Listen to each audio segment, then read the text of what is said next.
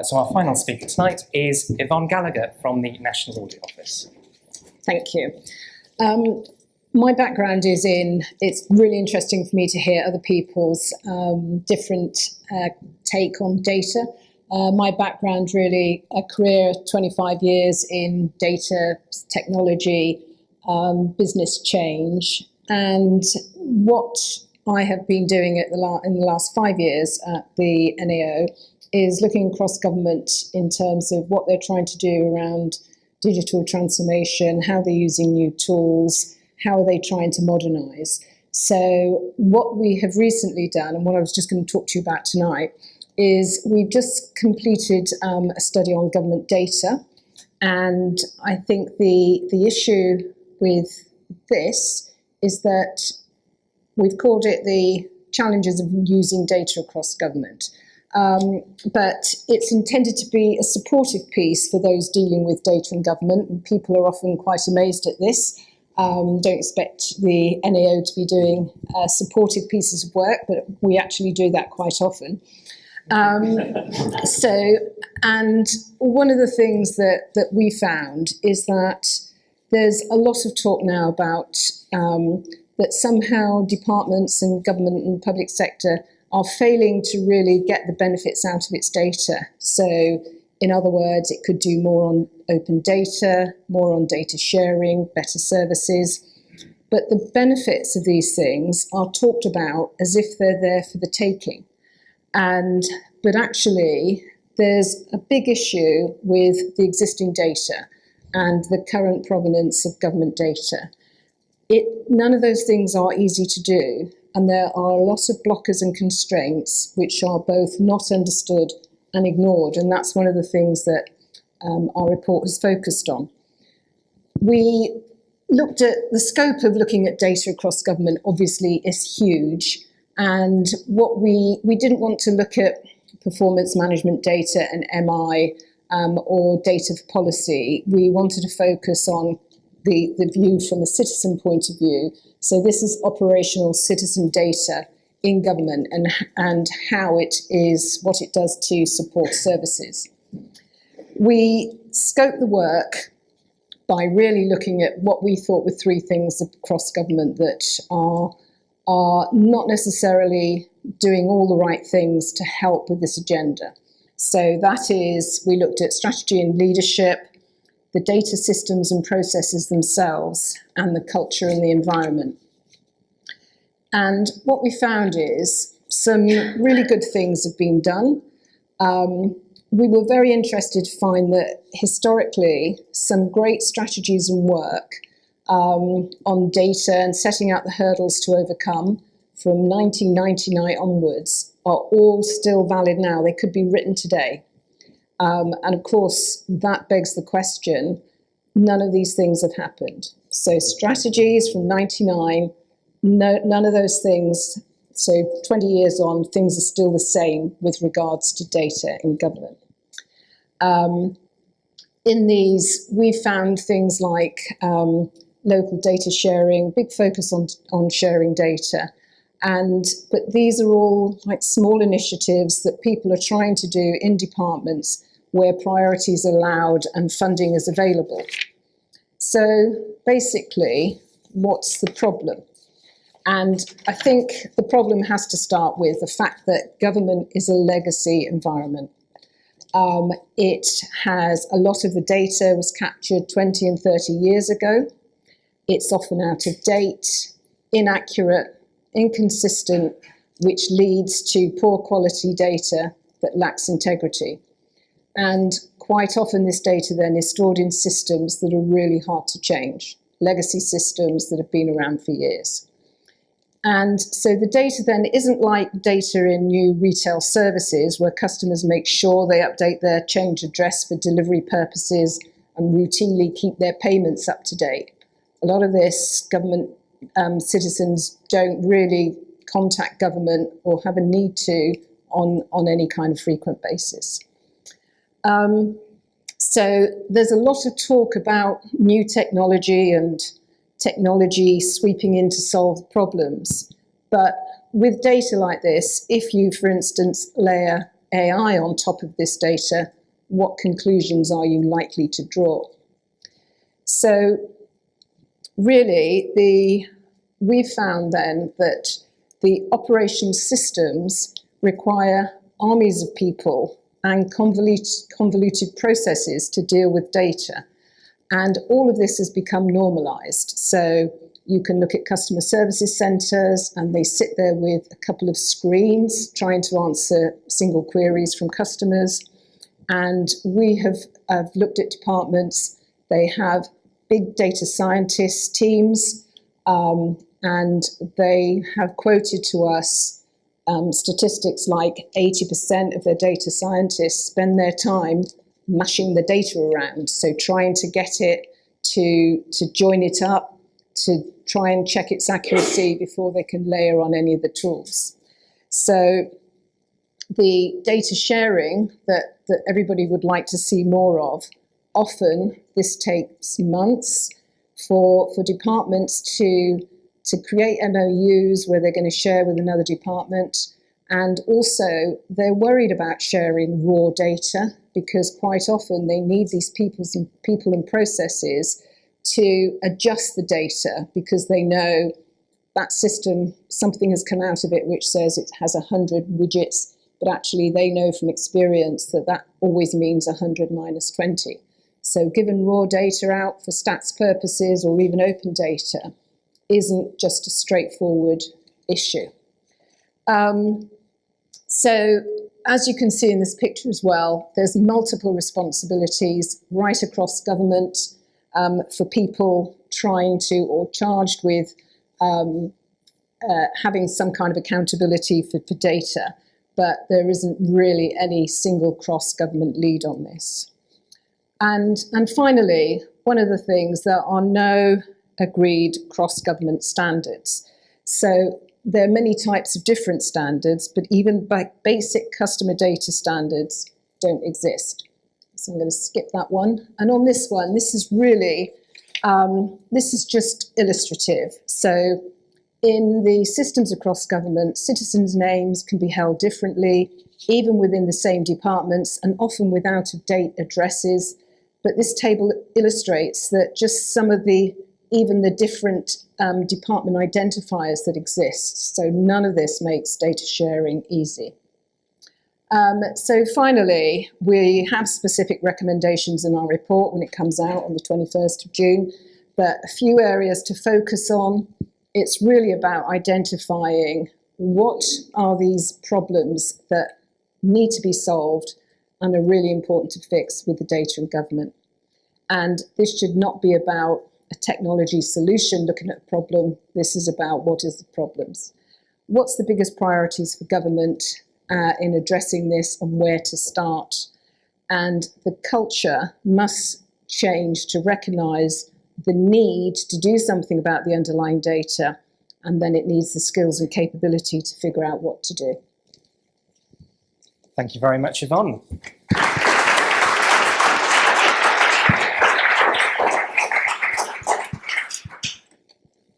So, any questions? Lots to dig into there. So we've got Ian over there, we've got Jeremy down here, we've got, actually let's do the four of you in one go. So let's start with you, or let's start with Ian, then you, then you, then you. Hello, my name's Ian from Spend Network.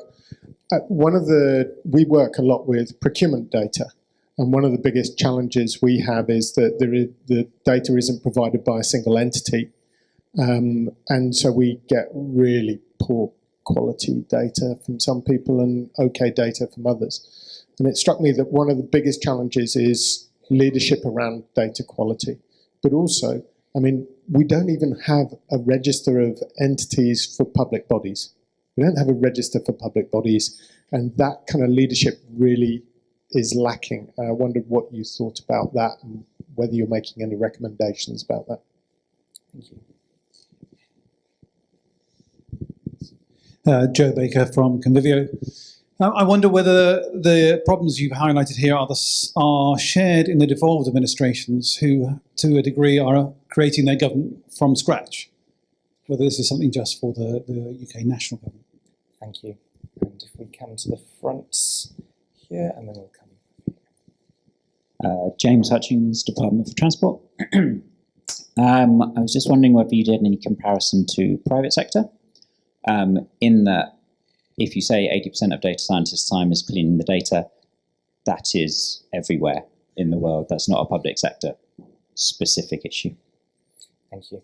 And finally down here. Jeremy Fisher from Ofgem. Similar to the second question, I wonder if you've gained any inspiration from what other countries are doing and how they are doing things better than us.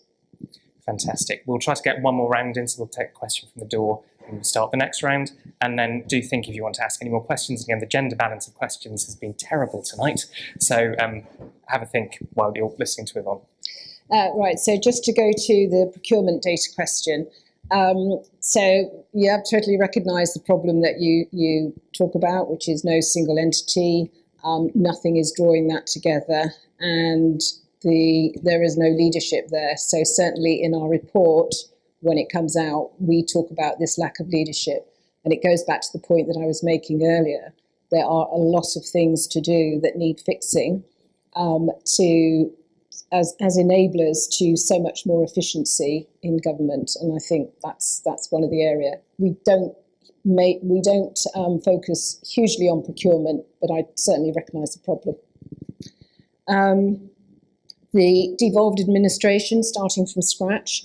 I think one of the things that when government data started off 30 years ago, they started off with the basic things like data modelling, data standards, data catalogues, and built their systems. This is worldwide, not just in government.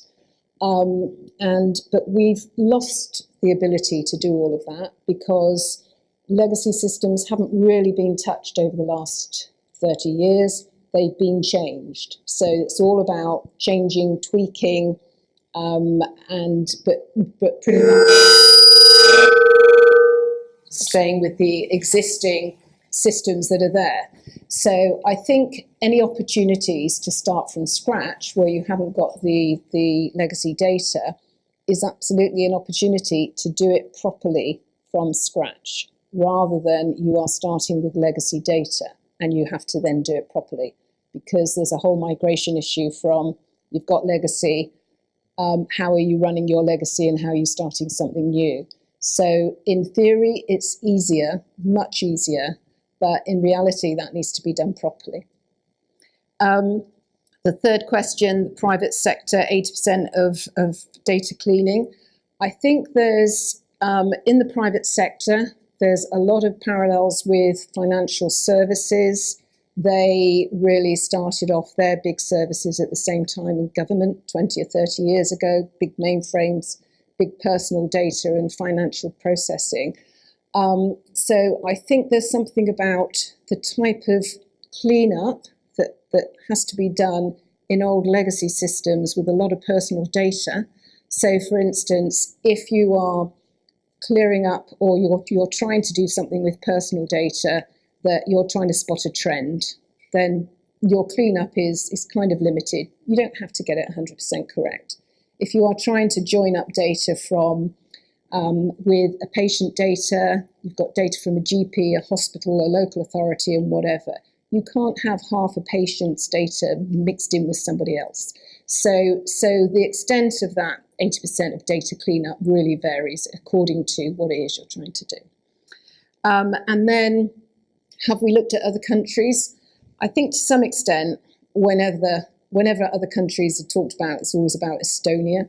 But Estonia started from scratch, and that is the difference. So all those examples that you hear about Estonia, they're great, they did this, they did that, they didn't have legacy. Fantastic. More than an hour into the event before we mentioned Estonia tonight. I think that's a record. So we'll take the first question from the door. We do have time for others. Yes, we'll take one from Catherine again, and we'll take one from the door, and we might even fit one in from the very back as well. So ask quick questions, we might get lots more in. Hi, Tim Gordon, Best Practice AI. You've laid out a very clear sort of challenge that needs to be handled, obviously at a very high profile level. Does the country need a minister for data? Does the country? Need a minister for data. Thank you. Hi, this isn't meant to sound impertinent, but I'm just wondering, do you think we're at a tipping point now Or is this going to be just another addition to the timeline of strategies that have not delivered any changes kind of long term? Thank you. That one from the door. I'm going to have a cheeky two questions because one of them is very similar to this gentleman's here. If not a Minister for Data, Chief Data Officer as a member of the Civil Service. And then the other one is about, you talked about leadership for data a lot. What incentives do you think we need to give civil servants in order to make them want to be responsible for data? Thank you. And very quickly, right at the back. Actually, I'll leave it as a comment rather than a question. Because of your point about Estonia, actually, it was to reflect on Denmark. So one of the things you talked about was all the personal record, all the different databases and like records. And obviously, we've got a big issue in this country about sort of creating a single giant database of everything or having the ability to link. And what Denmark have actually did was it outsourced all their identity provision to the banks. So basically, you have to use your online banking sort of ID to link all your government services and things like that. But so just one of those things that you might want to go and have a look at. Thank you. So the Minister for Data, and I think then the follow-on question with the Chief Data Officer. As part of doing this piece of work, this was actually a question that we were very keen on asking and getting views on. And I think in the end, what we came down to was really the important thing is somebody, and we intend to help kind of move that forward a bit, but it's about defining what exactly needs to be done and how it needs to be done, and then who needs to do it. So definitely the principle, which is we need a champion here and a very strong champion. And actually John Manzoni has recognised this issue. He is trying to push the whole data agenda forward, but it's right across the piece, and the culture in departments who have so many priorities, funding issues, data isn't sufficiently brought up the agenda. And I think that brings me on to the question about incentives, and what incentives do people need. And I think one of the things is that the biggest incentive in government is about anything that's quantified in financial terms. So if the inefficiencies around the way that government business was performed and it was quantified in financial terms, and the cost for all those people, all those processes that are involved in just trying to get the data working well, that would be a huge incentive. So, but there's no quantification so far of what this means.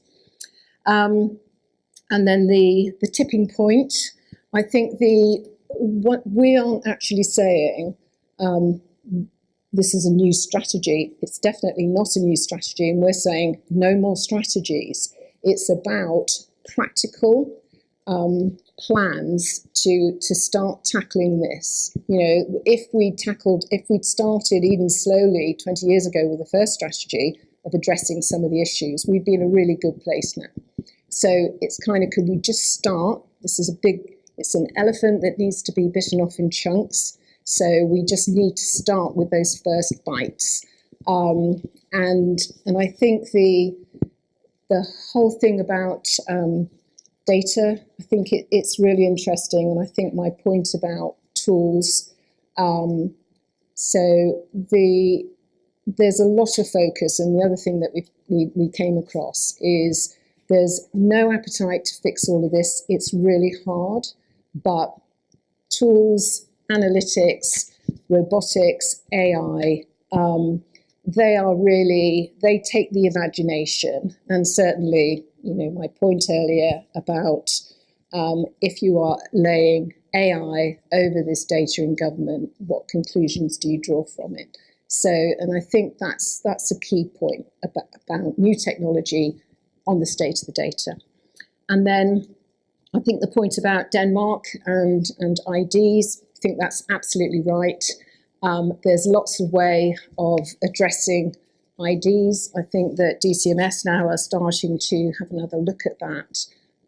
But certainly in terms of data sharing, all the time we have this thing where if everybody's name and address was accurate, you could match them easily.